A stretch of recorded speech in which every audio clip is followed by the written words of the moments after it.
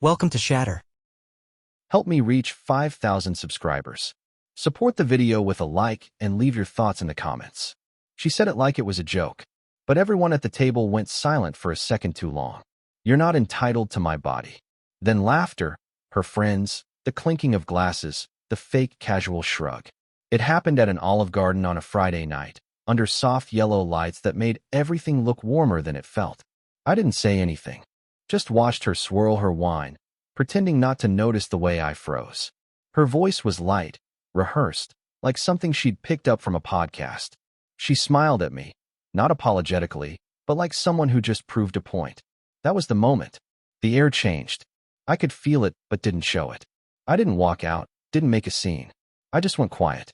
That kind of quiet that stretches until it becomes uncomfortable for everyone else.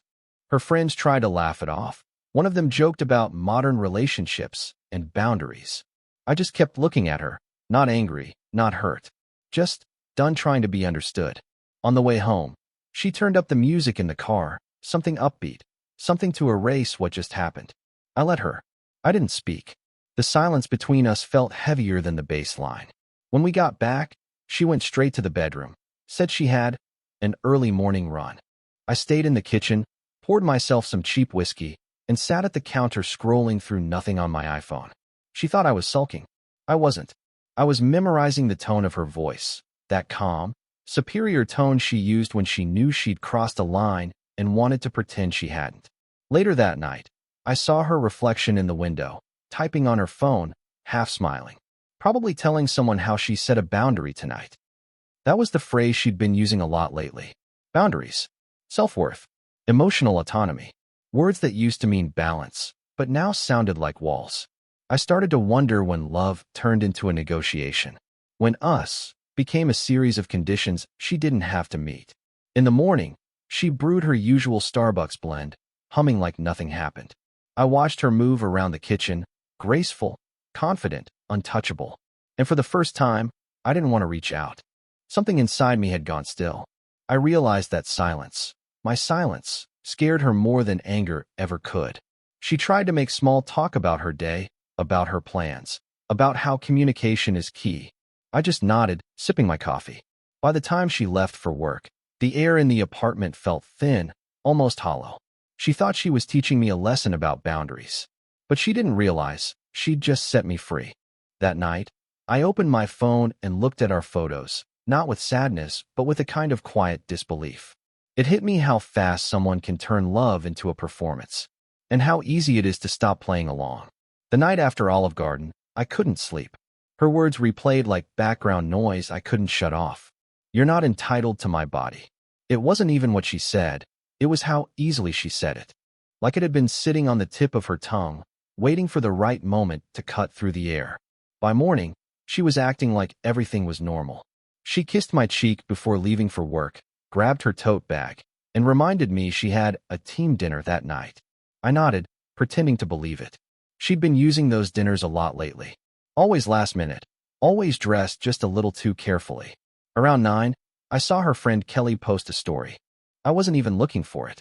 It just appeared, like the universe wanted me to see. Same outfit, same night, but not the same company.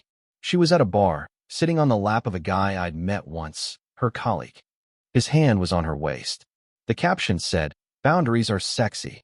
I didn't react, didn't text, didn't call. I just watched the screen until it went black, then set the phone down like it was something fragile. Inside, everything went quiet. Not broken, just silent. That was the first time I felt something new, clarity. Not rage, not jealousy, just a clean kind of realization. I wasn't losing her. I was losing the version of myself that kept trying to earn what should have already been mine. The next morning, she was cheerful, almost glowing. She talked about work, about how she'd finally been heard by her team. She didn't mention the bar, or the guy, or Kelly's story. She didn't have to. Her silence was louder than confession. I watched her scroll through her phone while sipping from her Starbucks tumbler, legs crossed, perfectly composed. I wondered if she realized that she was performing calmness the same way I used to perform patience. When she left, I stayed home, pacing. Not angry, just thinking. Every time I thought of confronting her, something stopped me. Not fear, not love, just the sense that words no longer mattered. That evening, she texted, "Love you." I stared at the screen. It didn't look like affection anymore. It looked like maintenance. I put my phone face down and sat there, listening to the hum of the fridge. For the first time in months, I didn't feel the urge to fix anything.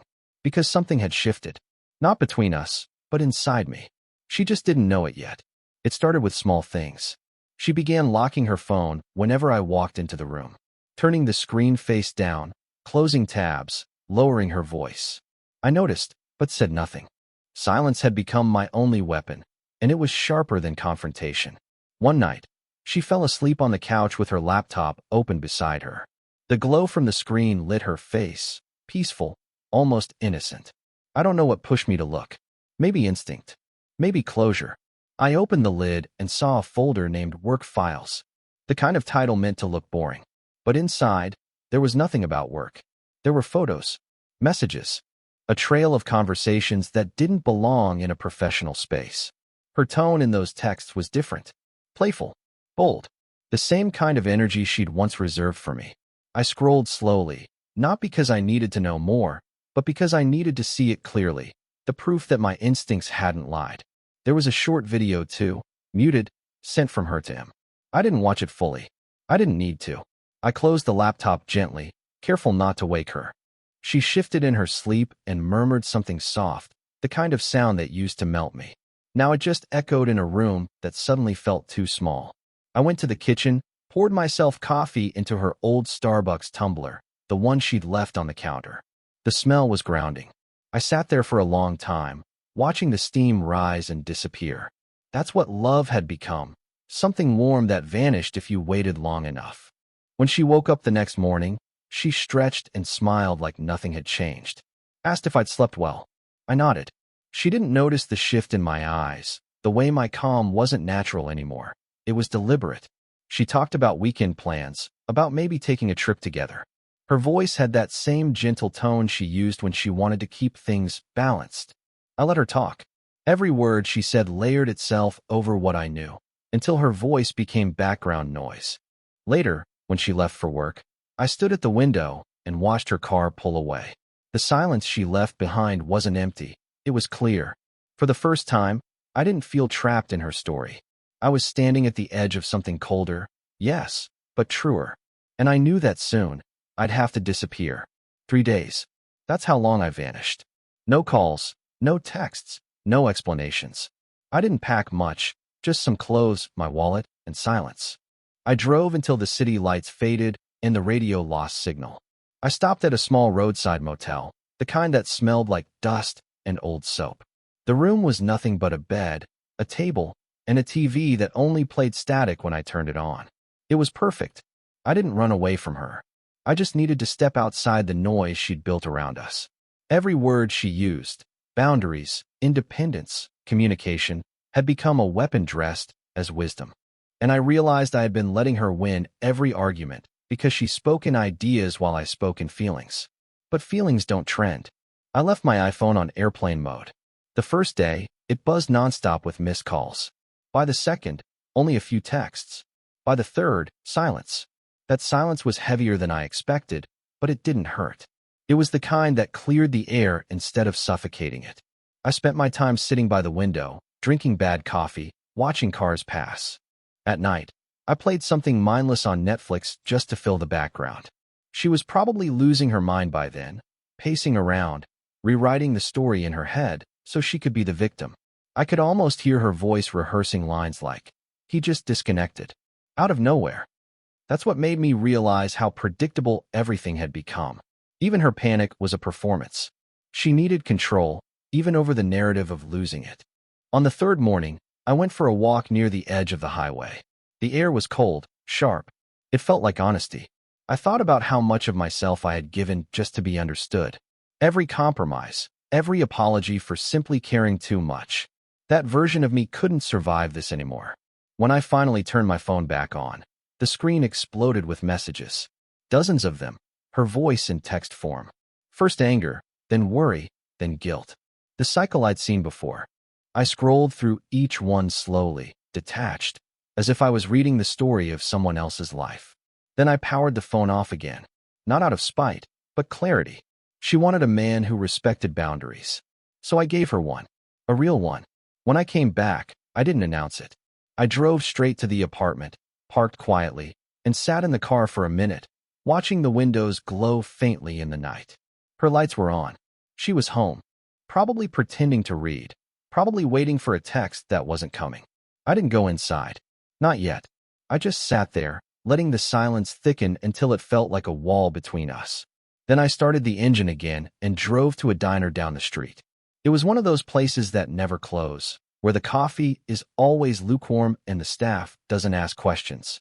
I ordered pancakes I didn't touch and watched people come and go, faces tired, lives simpler than mine. That's where I decided something. I wasn't going to confront her. I was going to let the truth work on its own. Sometimes exposure doesn't need a spotlight. It just needs patience. I started looking into him, the colleague. His name had come up before, too casually, too often. I didn't have to dig deep. His social media was all ego and half secrets.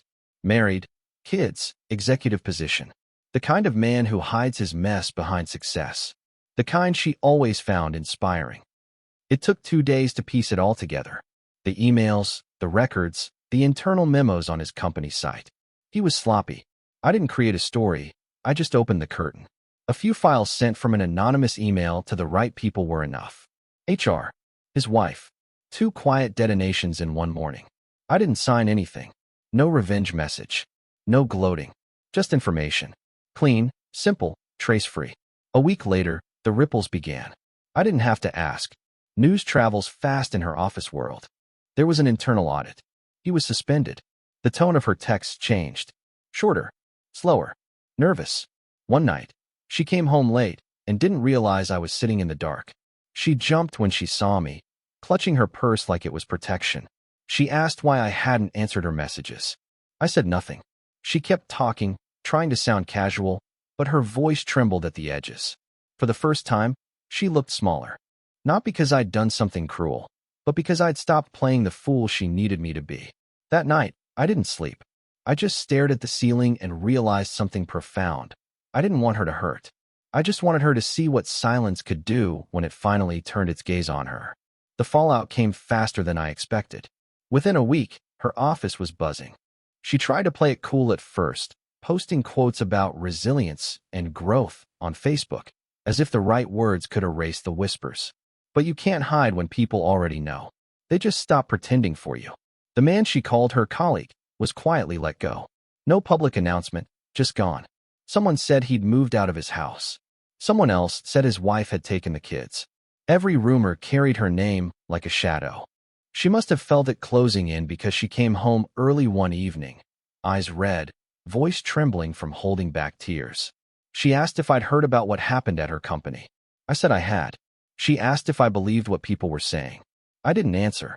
I just kept folding laundry, calm, deliberate, like I was listening to weather instead of confession. That silence broke her faster than shouting ever could. She started pacing, mumbling that it wasn't what it looked like, that people were twisting things.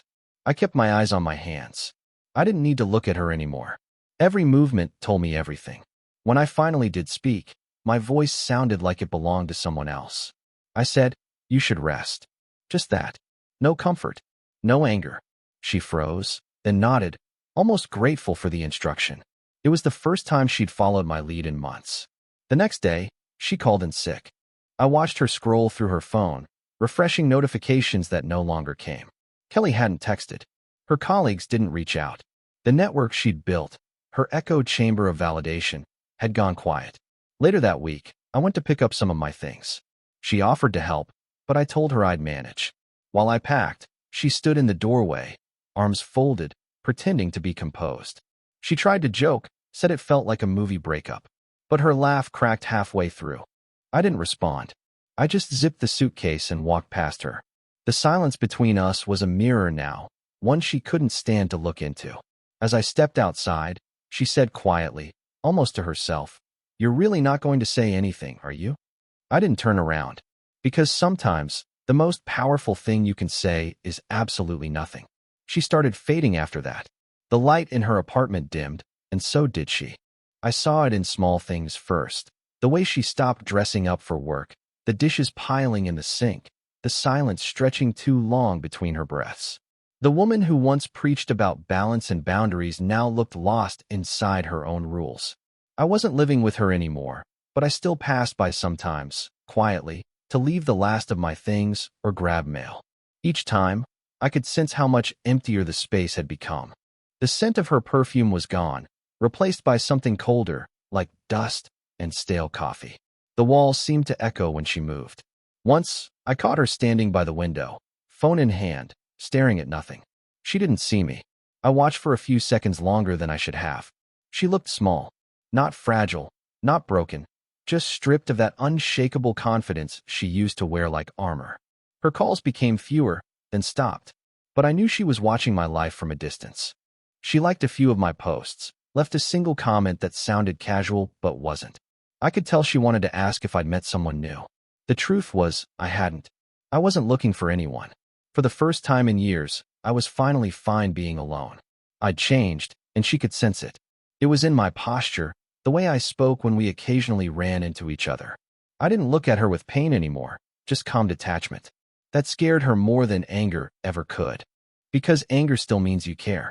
Silence means you've moved on. One afternoon, she showed up at my office unannounced. She said she was nearby and wanted to catch up. Her eyes searched mine for any leftover emotion she could use to hold me there. But there was nothing left for her to grab. We talked about the weather, work, trivial things. Every word felt like a reminder of how far apart we were now. When she left, she hesitated by the door and said softly, "You're different." I didn't reply, because she was right. I wasn't angry. I wasn't hurt. I was simply beyond her reach, like a reflection she could see but never touch again. She showed up at my door one evening, just as the sun was sinking behind the buildings. No warning, no text, just a knock that felt too soft for how hard she'd once been. When I opened the door, she looked different, hair tied back, no makeup, sweatshirt instead of her usual sharp edges.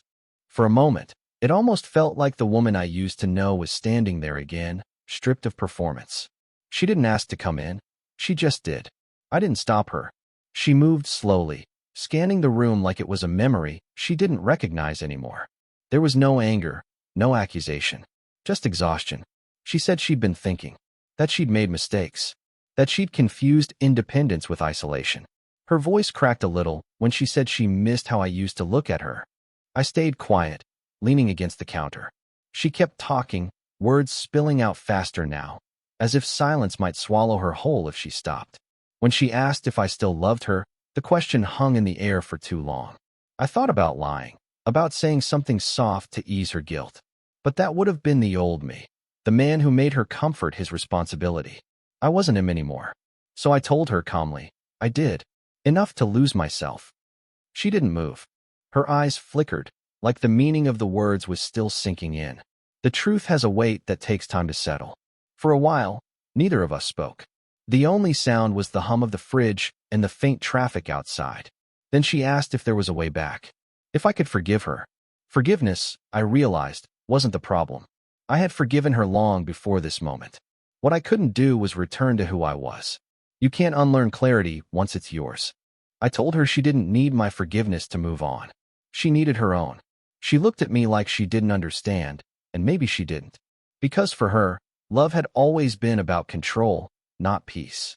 When she finally left, she turned back at the door, hoping I'd stop her. I didn't. She waited a few seconds, then walked away. And just like that, the chapter closed. Not with anger, but with silence that felt almost sacred.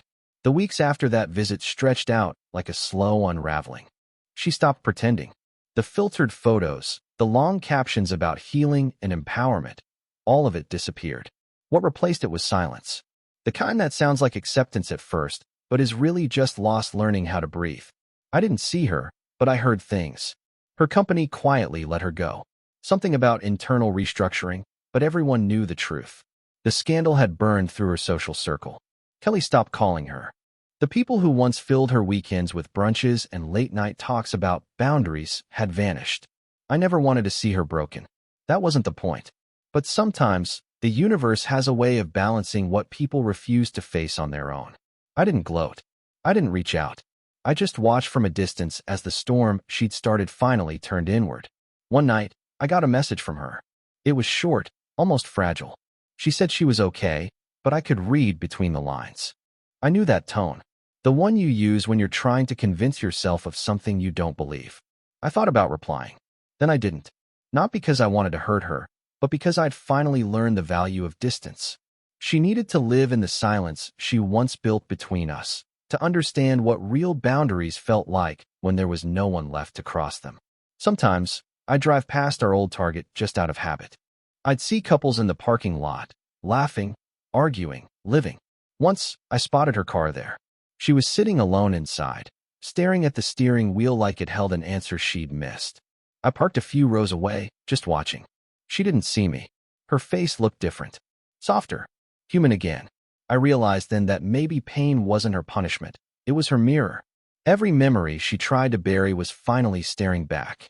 The coffee mornings, the late drives, the quiet moments she'd once dismissed as routine, they'd become precious now because they were gone. As I drove away, I didn't feel vindicated. Just still, like the storm had passed, and all that was left was calm water reflecting everything we'd been. And in that reflection, I saw it clearly. She was learning the lesson I had already finished. It had been months since the last time we spoke. Long enough for the dust to settle, for the silence to turn from tension into space. I had rebuilt my life piece by piece. Quiet mornings, long drives, evenings without noise. Freedom didn't come all at once. It came in fragments, in small moments when I caught myself breathing easier. Then one afternoon, she showed up again. No warning, no pretense. Just her standing at my door, holding nothing but her keys and a face that looked older somehow. Not in years, but in truth. She asked if she could come in. I stepped aside. The air felt different between us now. She wasn't trying to charm me, or explain, or perform. She sat down on the edge of the couch like someone visiting a grave. Her hands trembled slightly when she spoke. She said she understood now, that she'd built walls thinking they were boundaries, that she'd called control freedom, that she'd used strength as a mask for fear. Her voice was calm, but her eyes, those eyes that used to hold so much certainty, finally looked honest. She didn't ask for forgiveness this time. She asked for a chance. A small one. Not to start over, but to start right. I stayed quiet for a long time, letting her words fill the space between us. There was no anger left in me, only memory. Finally, I told her the truth. That love without respect isn't love, it's dependence. That what I'd learned from losing her wasn't how to walk away, but how to stay only where I'm valued. She looked down, tears catching on her hands. Then she whispered, "I don't want to lose you again." I could feel the weight of that sentence. The old me would have folded under it. But not anymore. I looked at her, steady, and said, "You're not entitled to my time." I let the words sit there, sharp and clear. Then I added, "But if you value it, you'll earn it." She nodded slowly. No drama. No promises. Just a quiet understanding that something in her had finally cracked open. We sat there in silence, not as lovers or strangers, but as two people who had finally seen the truth from opposite sides of the same distance. I didn't know what would happen next, but for the first time, I wasn't afraid of it. Because whatever came next, it would happen on my terms. What would you have done in my place? If the story hit you, leave a like. And don't forget to subscribe, it only gets stronger from here.